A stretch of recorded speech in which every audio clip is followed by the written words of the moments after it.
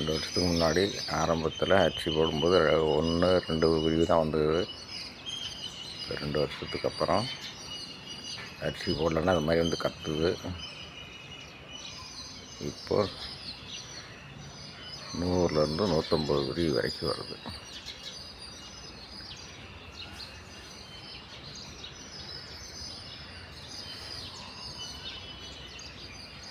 சிட்டுக்குருவி அழிகிற இனம் குறைஞ்சிக்கிட்டு வருதுன்னு சொன்னாங்க. அதுக்கு அதனால் அரிசி போட ஆரம்பித்தான்.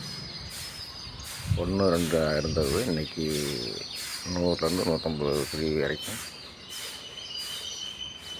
காலையிலேருந்து சாயந்தரம் வரைக்கும் வரும். அரிசி போட்டுக்கிட்டே இருக்கிறோம்.